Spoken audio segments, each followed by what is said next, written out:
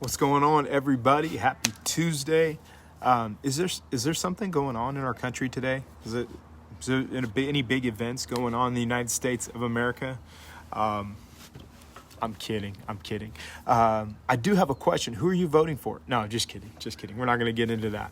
I'm going to stay away from politics today and politicians and all of that on the daily Devo. And we'll talk about that in person with people and have some fun with that a little bit later. But I do have a good devotion for you. I do want to ask you one question, though, before we jump into the daily devotion. Do you guys like the style of how we've been doing this, where we take Sunday's message and we break down certain parts of it through the daily devotion? Or do you like where we just bring something totally different? So number one, you can just put, I like the current style of how we break down the Sunday message. Number two, you can put where I like just totally random different devotions. Or number three, you can put I like a combo of both of them, or I don't really care. I like it all. All right, so let me know what you guys like, and we'll jump in from there. So you got caught. Now what do you do? What did you get caught doing? I don't know. What did you do? Did you steal something? Were you cheating on tests or something a lot worse? I don't know. But you got caught, and now, or maybe it's this. Maybe you got caught living a life that you really told everybody else you were living a different life. You got caught doing something, and now you're exposed. And what do you do now? Well, I think a lot of people feel like they're out of options, and that's the message we preached on Sunday, 5-part series that we packed into one Sunday. A lot of people feel like they're out of options when they get caught. But here's what Jesus says in John chapter 8, verse number 3. As Jesus was speaking, the teachers of religious law and the Pharisees brought a woman who had been caught in the act of adultery. Everybody say caught. Caught. She was caught in the act of adultery. This was a serious offense back then. Nowadays, everybody brushes that aside like it's no big deal. It was a serious offense then. It is a serious offense now. They put her in front of the crowd and said, "Teacher, this woman was caught in the act of adultery. The law of Moses says to stone her. What do you say?" I mean, they had rocks in their hands and they were ready to throw the rocks at her head and bash her skull in and kill her, right? Jesus, he wrote something in the sand, and then he asked them, you know what? Whoever's the first one, okay? And I don't know, we don't know what he wrote in the sand. Whoever's the first one, you go ahead and throw that rock.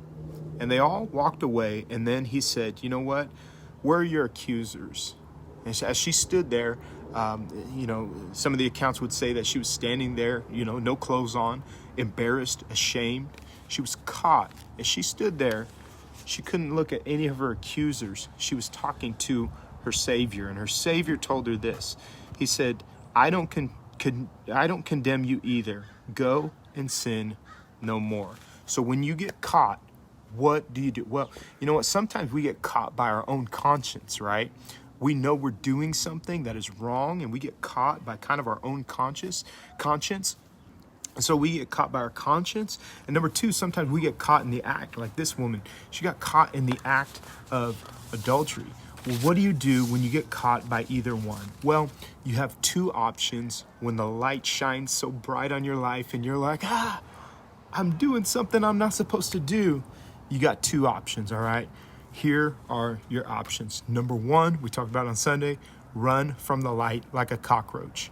And that's what most people do. When they get exposed, they run.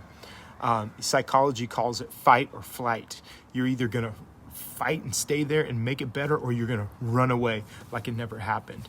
And when you run away like it never happened, you will never fix what you've always done. Let me say that again. When you run away like it never happened, you will never fix what you've always done. And that is why people stay in cycles of life.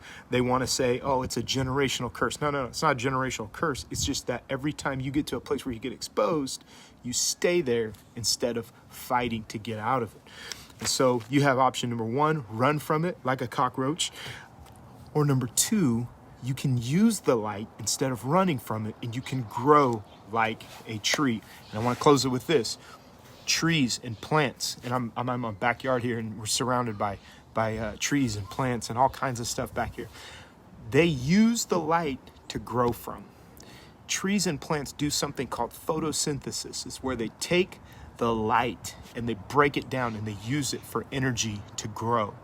So actually getting caught or getting exposed or having the light of God's glory and grace, and even sometimes the light that shines on our sinful nature, that can actually lead to your greatest breakthrough. But it all comes down to, what do you choose to do when you get caught? When you get caught faking it, when you get caught cheating, when you get caught lying, when you get caught stealing, when you get exposed that you really aren't the person you've been saying you are, what are you going to do? Tell you what, a lot of people got caught during this COVID thing.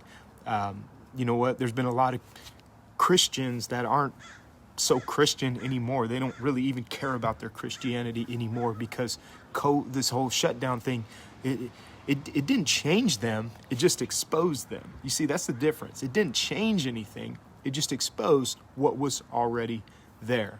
People want to say, you know what? Oh, I hate social media. I hate these phones. I hate technology. No, it's not technology's fault. It's just exposing what's already there. People were looking at newspapers, had their head down in newspapers. They had headphones on and they were putting people. It's just exposing what's already there. And when you get exposed, what do you do? And I want to tell you, let the light shine in. Let the light expose you and let the light grow you. I'm telling you, it's the best way. Getting caught can lead to a breakthrough if you allow Jesus to shine that light and you stay there and you stand. Sometimes it's hot, but you let it grow you and God's going to do the rest of the work. God bless you guys all. I hope this has been a blessing to you. If it has, let me know. Share it, comment, and just let us know. We do this for you every single day. We want to be a blessing. We'll see you guys in the next one. God bless.